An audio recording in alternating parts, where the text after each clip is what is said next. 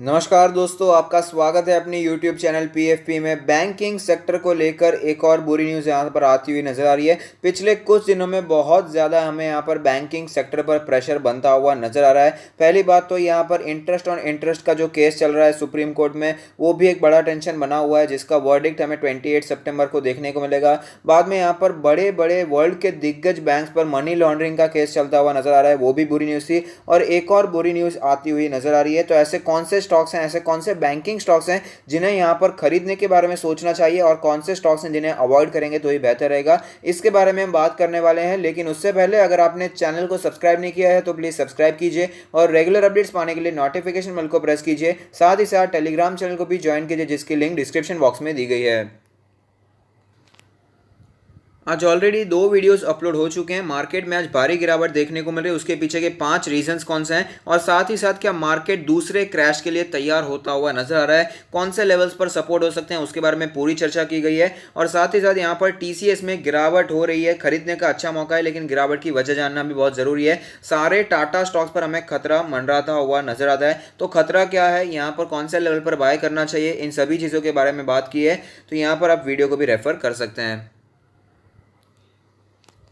तो आप देख सकते हैं, मैं आपको मनी कंट्रोल की वेबसाइट पर लेकर आया हूं, जहां पर S&P रेटिंग का कहना है कि Indian banking system will be one of the slowest to recover. तो यहां पर बहुत ही बड़ा खतरा मंडराता हुआ नजर आ रहा है, जो कि सबको पता था। लेकिन रेटिंग एजेंसी यहां पर जब मार्केट गिर जाती है, उसके बाद यहां पर सारी रेटिंग्स देना शुरू कर देती है। तो कोविड-19 का इंपैक्ट यहां पर इंडियन बैंकिंग सेक्टर पर बहुत ज़्यादा पड़ने वाला है, और स्लोएस्ट होगा इंडियन बैंकिंग सेक्टर रिकवर करने में, ऐसा यहाँ पर S&P का कहना है। The Indian banking system will be one of the slowest to return to 2019 levels and full recovery might stretch beyond 2023। तो यहां पर लोग वी शेप रिकवरी के बारे में बात कर रहे हैं, जबकि S&P का कहना है कि banking sector, Indian banking sector 2023 के बाद यहां पर हमें रिकवर होता हुआ नजर आएगा। तो सोचिए, अगर फाइनेंशियल से रिकवर नहीं होते हैं, जो हमारी इकोनॉमी का फाउंडेशन होते हैं, बैंक्स होते हैं, वो अगर रिकवर नहीं होते हैं, तो कैसे हमें यहां पर वी शेप रिकवरी इकोनॉमी में देखने को मिल सकती है। तो यहाँ पर S&P ग्लोबल रेटिंग्स का यही कहना है, for India, Mexico, South Africa recovery to pre COVID levels में नॉट अराइव अंटिल आफ्टर 2023। तो काफ़ी ज़्यादा समय यहाँ पर लग सकता है। S&P said in its report on global banking, major banking systems such as US, UK, France, Germany, Spain, Italy, Japan, Australia, Brazil, Indonesia, Russia are also unlikely to recover until 2023। तो यहाँ पर जो बड़े बड़े देश है, US है, UK है, फ्रांस है, जर्मनी है, जो कि काफ़ी ज़्यादा डेवलप माने जाते हैं, उनकी भी यहाँ पर बैंकिंग सिस्टम यहाँ पर 2023 तक रिकवर हो जाएगी। उसके चांसेस अनलाइकली या फिर काफी कम यहां पर हमें दिखाई दे रहे हैं। In its report, S&P said it doesn't expect the banking systems in many countries to see a full recovery before 2022। तो कई सारे यहाँ पर ऐसे देश हमें दिखाई देते हैं जहाँ पर 2022 से पहले फुल रिकवरी तो यहाँ पर पॉसिबल ही नहीं है। We don't expect the world largest banking sectors including more than half of G20s to recover pre-COVID-19 levels until 2023 or beyond। The report said the COVID-19 pandemic and plunge in oil prices has hurt the banks across the globe। तो ये तो सही बात है, oils के prices अगर नीचे जाते हैं तो बैंक्स को काफी ज्यादा नुकसान फेस करना पड़ता है। यहाँ पर इतने सारे देश हैं जो कि सिर्फ और सिर्फ तेल के ऊपर यहाँ पर देश चलते हुए नजर आते हैं, सिर्फ ऑयल के ऊपर यहाँ पर उनका मेजर बिजनेस दिखाई देता है। तो यहाँ पर जो ऑयल में कामकाज करने वाली कंपनी जिन्होंने यहाँ पर बैंक से लोन लेकर रखा है, और यहाँ पर ऑयल के प्राइसेस लगातार नीचे जाते जा रहे हैं, तो वो जो बैंक से जिन्होंने लोन देकर रखा है उनके लिए बिल्कुल भी अच्छी बात नहीं है। Even for less affected banking jurisdiction recovery to be pre-COVID-19 levels were unlikely some before end 2022। These jurisdictions include China, Canada, Singapore, Hong Kong, South Korea and Saudi Arabia, the report added। तो यहाँ पर आप देख सकते हैं, जो यहाँ पर ज़्यादा फर्क नहीं पड़ेगा, यहाँ पर जो लेस अफेक्टेड बैंकिंग जुरिस्डिक्शन दिखाई देती है, वहाँ पर भी हमें यहाँ पर 2022 तक, उसके एंड तक हमें यहाँ पर रिकवरी देखने को मिल सकती है। According to S&P, recovery for banks in emerging markets including India will be more painful. तो यहाँ पर इंडिया को लेकर स्पेशली इनका कहना है, जो डेवलपिंग कंट्रीज है इंक्लूडिंग इंडिया, यहां पर हमें पेन देखने को मिल सकता है। Banks in such countries might even see sharp credit losses in 2020, जो कि बिल्कुल भी अच्छा नहीं होगा। The path to recovery will be more painful for emerging markets such as India. The banks recovery to long term averages for key asset quality and profitability ratios will take years. काफी साल लग सकते हैं asset quality सुधरने में, profitability ratio सुधरने में, जो कि मैं आपको बार बार बताता आया हूं कि ये जो एनपीएस की सिचुएशन है अभी पता नहीं चलेगी, क्योंकि यहां पर मॉरेटोरियम तो अभी खत्म हुआ है। आगे आने वाले कई क्वार्टर्स के बाद हमें पता चलेगा कौन सी बैंक पर ज्यादा प्रेशर हमें बनता हुआ नजर आता है। पहले भी S&P ने बता दिया है, already forecasted credit loss of around $2.1 trillion for 2020 and 21 for the global banking sector due to the economic fallout of the pandemic। तो पैंडेमिक की वजह से स्पेशली बैंकिंग सेक्टर पर काफी प्रेशर है, और मैं आपको जब स्टॉक्स भी रेकमेंड करता हूं बैंकिंग सेक्टर से, तब भी मैं आपको जरूर बताता हूं कि यहां पर धीरे धीरे एक्यूमुलेट कीजिए, कोई जल्दबाजी ना कीजिए। यहां पर कोई भी न्यूज कभी भी आ जाती है तो कोई भी इफेक्ट हमें यहां पर देखने को मिल जाता है। तो आप देख सकते हैं S&P रेटिंग्स ने आज बोल दिया, तो यहां पर हमें मार्केट में उसका भी असर देखने को मिल ही चुका है, वैसे भी करेक्शन देखने को मिल ही रहा था। तो ये सारे रीजंस हैं जिसकी वजह से मार्केट में गिरावट देखने को मिल रही है, थोड़ा सा संभल जाना चाहिए। रीजंस तो पहले भी यही थे, लेकिन यहाँ पर मार्केट में लिक्विडिटी थी, मार्केट में ऊपर ले जाने का यहाँ पर रीजन था यूएस के इलेक्शंस अभी भी आने वाले हैं। जैसे मैंने पहले भी कहा था, जैसे जैसे यूएस के इलेक्शन नजदीक आएंगे वॉलेटिलिटी और भी ज्यादा बढ़ती जाएगी, तो बहुत ही ज्यादा संभलने की यहाँ पर जरूरत है, बहुत ही कॉशियसली काम करने की जरूरत है। तो बैंक निफ्टी का भी एनालिसिस करेंगे, और साथ ही साथ कौन से वो टॉप मोस्ट बैंक है जहां पर एंट्री लेने के बारे में सोचा जा सकता है, उसके बारे में हम बात करने वाले हैं। तो आप देख सकते हैं हम बैंक निफ्टी के चार्ट्स पर आ चुके हैं, जहां पर हमें 3.5% के आसपास की गिरावट सिर्फ और सिर्फ आज के दिन में ही देखने को मिली है, और ये एक इंपॉर्टेंट लेवल था जो कि ऑलरेडी टूटता हुआ नजर आ चुका है। 21,000 का जो लेवल था वो ऑलरेडी टूट चुका है, उसके नीचे यहाँ पर हमें ट्रेड करता हुआ नजर आता है। दूसरा जो सपोर्ट यहाँ पर दिखाई देता है, तो सबसे पहले साइकोलॉजिकल 20,000 का सपोर्ट है, लेकिन साइकोलॉजिकल मार्क से ज्यादा इंपॉर्टेंट यहाँ पर दूसरे सपोर्ट जो हमें यहाँ पर दिखाई दे सकते हैं वो है 19,500 के आसपास का लेवल। 19,500 का लेवल काफी ज्यादा इंपॉर्टेंट लेवल है। ऑफकोर्स 20,000 का लेवल भी काफी इंपॉर्टेंट है, लेकिन यहां पर हमने देखा है कि 19,500 के आसपास दो बार लो बनाने के बाद हमें तेजी देखने को मिली है। तो ये लेवल काफी इंपॉर्टेंट है, जहां पर बैंक निफ्टी आगे आने वाले दिनों में सपोर्ट लेता हुआ नजर आ सकता है। तो काफी ज्यादा संभलने की सिचुएशन हमें यहां पर फिलहाल दिखाई देती है। एक सपोर्ट जो इंपॉर्टेंट था वो ऑलरेडी यहां पर टूट चुका है, उसके बाद गिरावट देखने को मिल चुकी है। यहां पर अगर आप ध्यान देंगे तो अलग अलग स्टॉक्स देखेंगे तो आपको पता चलेगा जो बैंक निफ्टी में हमें चार्ट देखने को मिल रहा है, स्पेशली यहां पर जो छोटे बैंक्स हैं वहां पर सेम सिचुएशन देखने को मिलती है। यहां पर थोड़ी तेजी आई थी, यहां पर ऐसी सेम सिचुएशन देखने को मिली। सेम चार्ट्स यहां पर बैंक निफ्टी के कई स्टॉक्स में आपको देखने को मिलेंगे, लेकिन जितनी गिरावट बैंक निफ्टी में हुई है उससे कई ज्यादा गिरावट वो छोटे बैंक्स में यहां पर ऑलरेडी हो चुकी है। तो सबसे पहली बैंक जहां पर हमें नजर बनाकर रखनी चाहिए बाइंग के लिए वो हमेशा होगी HDFC bank. Top most priority HDFC bank को देनी है। दिग्गज बैंक है, प्राइवेट सेक्टर में गए तो ये सबसे बड़ी बैंक है और सबसे अच्छा परफॉर्म करने वाली बैंक है। यहाँ पर ऑल टाइम चार्ट देखेंगे तो सीधा सीधा हमें पता चल जाता है कि कभी ज्यादा डीप करेक्शन स्टॉक में देखने को मिला ही नहीं है, कितना स्मूथली हमें परफॉर्म करता हुआ नजर आता है, जो कि एक अच्छी बात है। यहाँ पर अगर बात करें पोजीशंस के बारे में, तो अगर आपने ऊपर पोजीशन बनाकर रखी है तो मेरा मानना है कि देखिए सिचुएशन भले ही खराब है लेकिन स्टॉक बुरा नहीं है, ये मैं आपको बताना चाहूंगा।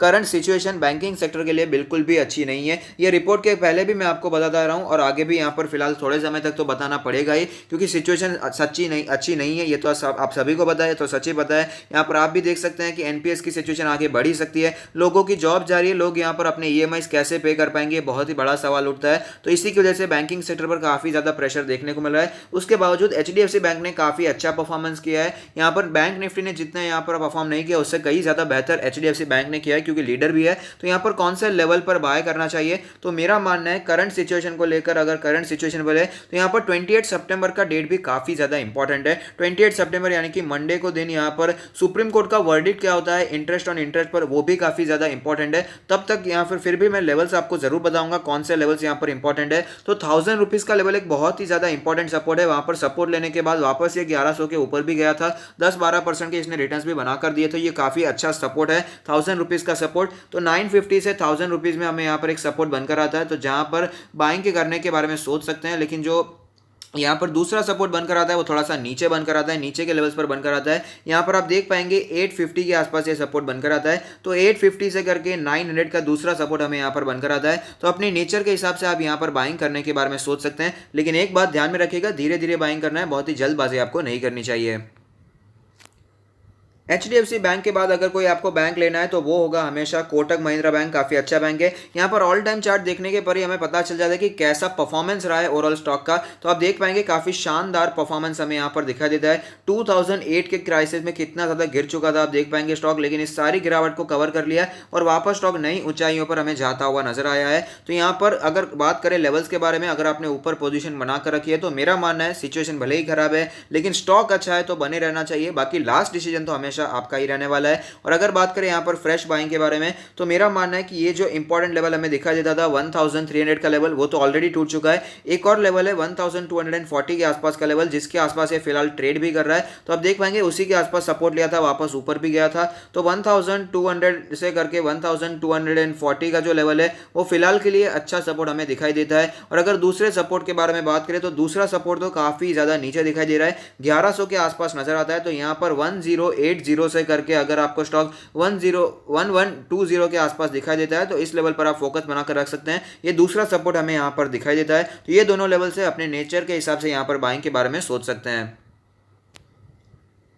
नेक्स्ट जो स्टॉक है वो है आईसीआईसीआई बैंक। आप देख पाएंगे इसका भी चार्ट कुछ बैंक निफ्टी की तरह ही हमें यहाँ पर दिखाई देता है। इसका जो सपोर्ट था वो 340 के आसपास था, 345 का लेवल वो हमें टूटता हुआ नजर आ चुका है, उसके नीचे हमें स्टॉक ट्रेड करता हुआ नजर आता है। दूसरा जो सपोर्ट इंपॉर्टेंट है वो 325 के आसपास का लेवल बनकर आता है। तो फिलहाल के लिए 310 से करके 330 का जो लेवल है वो अच्छा लेवल दिखाई देता है। पहले जो यहाँ पर इन्वेस्ट करना चाहते हैं पहला सपोर्ट ये बनकर आता है। दूसरा सपोर्ट की बात करें तो दूसरा सपोर्ट थोड़ा सा नीचे दिखाई देता है। अगर आपको स्टॉक कहीं पर भी 290 से करके 300 के आसपास दिखाई देता है तो ये दूसरा सपोर्ट हमें यहाँ पर चार्ट्स पर नजर आता है। तो इस सपोर्ट पर भी आप नजर बनाकर रख सकते हैं। तो यहाँ पर भी स्टॉक अच्छा है, लॉन्ग टर्म के लिए अगर आप रखना चाहते हैं तो इसमें कोई भी प्रॉब्लम मुझे दिखाई नहीं देती है। ऑल टाइम चार्ट के बारे में बात करें तो जैसा एचडीएफसी बैंक और कोटक महिंद्रा बैंक में हमें देखने को मिला था वैसा स्मूथ पैटर्न हमें यहाँ पर देखने को नहीं मिल रहा है, क्योंकि बीच में काफी बार इसमें प्रॉब्लम्स देखने को मिली थी। चंदा कोचर का भी हमें यहाँ पर प्रॉब्लम देखने को मिला था, लेकिन सारे प्रॉब्लम्स को यहाँ पर फिर से फेस करते हुए स्टॉक हमें ऊपर आता हुआ नजर आया था। 550 तक ऑल टाइम हाई बनाने के बाद हमें ऑफकोर्स क्रैश देखने को मिला था, स्टॉक भी जरूर नीचे आएगा, काफी ज्यादा नीचे आता हुआ नजर भी आया था। तो यहाँ पर फिर भी नजर बनाकर रख सकते हैं। थर्ड प्रायोरिटी अगर होगी तो आईसीआईसीआई बैंक को जाती है, यहाँ पर भी इन्वेस्टमेंट के बारे में सोचा जा सकता है। नेक्स्ट जो स्टॉक है वो है एक्सिस बैंक। यहाँ पर भी नजर बनाकर रखी जा सकती है। आप देख पाएंगे इंपॉर्टेंट सपोर्ट पर फिलहाल ये ट्रेड करता हुआ नजर आ रहा है 400 का लेवल। अगर 400 का लेवल टूट जाता है तो हमें और भी गिरावट देखने को मिल सकती है, तो इस लेवल पर आपको जरूर ध्यान रखना चाहिए। अगर ये लेवल टूट जाता है तो और भी गिरावट देखने को मिल सकती है। तो कौन से लेवल से जहां पर फिर से ये सपोर्ट ले सकता है वो भी जान लेते हैं। तो 360 के आसपास इसने पहले सपोर्ट लिया था, तो ये लेवल काफी अच्छा लेवल हो सकता है। अगर 350 से करके 370 के आसपास स्टॉक नजर आता है तो वहां पर ये पहला सपोर्ट है, वहां पर बाइंग के बारे में सोचा जा सकता है। दूसरा जो सपोर्ट यहाँ पर हमें दिखाई देता है वो दिखाई देता है थोड़ा सा नीचे लेवल हमें दिखाई देता है। यहाँ पर काफी लोग ये भी कहेंगे कि ये लेवल नहीं आएगा, लेकिन आप देखिए 450 500 के आसपास पहुंच चुका था, वापस हमें 400 के आसपास भी नजर आ चुका है। तो स्टॉक मार्केट में कुछ भी इम्पॉसिबल नहीं है। तो दूसरा सपोर्ट जो नजर आ रहा है वो यहाँ पर 350 के भी नीचे दिखाई देता है, 340 330 के आसपास नजर आता है। तो स्टॉक आपको अगर 300 से करके 330 के आसपास नजर आता है तो यहाँ पर लोग नजर बनाकर रख सकते हैं। ये दूसरा सपोर्ट हमें फिलहाल के लिए तो नजर आता है। और आपको पता होना चाहिए ये सारे के सारे सपोर्ट्स बदलते रहते हैं, सिचुएशन जैसे बदलती है सपोर्ट्स भी बदल जाते हैं। तो यहाँ पर सपोर्ट्स भी कायम नहीं रहते हैं और हर महीने पिवट पॉइंट्स भी बदल जाते हैं। तो हर सेकंड यहाँ पर हमें लेवल्स बदलते हुए नजर आते हैं, तो इसका भी ध्यान रखना है। और 28 सितंबर काफी इंपॉर्टेंट है। तो ये 4 स्टॉक्स है जहां पर आप नजर बनाकर रख सकते हैं और जहां पर बाइंग के बारे में भी सोच सकते हैं। इसका ऑल टाइम चार्ट देखें तो आपको पता चलेगा ये तो आईसीआईसीआई बैंक से भी बुरी हालत हमें यहाँ पर नजर आती है, काफी ज्यादा संगीन सिचुएशन दिखाई देती है। यहाँ पर भी बहुत ही ज्यादा उबड़ खाबड़ सिचुएशन दिखाई दे रही है। तो मैं आपको यही राय दूंगा कि प्रायोरिटी एचडीएफसी बैंक और कोटक महिंद्रा बैंक को दीजिएगा, वो पोर्टफोलियो में ऐड करने के लायक है। और अगर आप अपना पोर्टफोलियो हमसे रिव्यू करवाना चाहते हैं तो उसका लिंक भी हमने डिस्क्रिप्शन बॉक्स में दे दिया है। ओवरऑल एक्सिस बैंक भी और आईसीआईसीआई बैंक दोनों ही आप पोर्टफोलियो में ऐड कर सकते हैं, लेकिन जिनका कैपिटल छोटा है वो अगर 2 बैंक्स तक सीमित रहेंगे तो ही अच्छा होगा।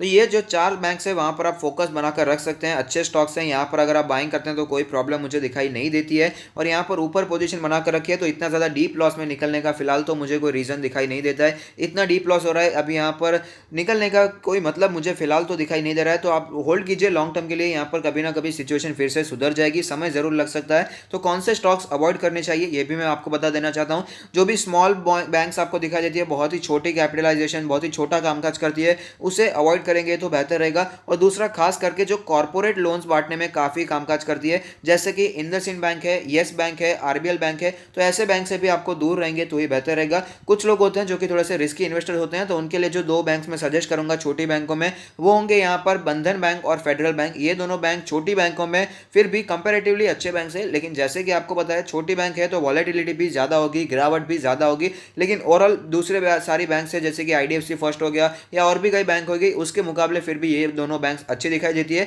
और बंधन बैंक तो in comparison to Federal Bank या आईडीएफसी फर्स्ट बैंक अच्छा बड़ा कामकाज करती है, 50,000 करोड़ के आसपास का मार्केट कैप है। तो इन दोनों बैंक्स पर भी आप नजर बनाकर रख सकते हैं। तो अगर आपको ये वीडियो पसंद आता है तो लाइक कीजिए, शेयर कीजिए, कमेंट कीजिए, सब्सक्राइब कीजिए और मुझे मोटिवेट कीजिए। Thank you, stay happy, happy investing.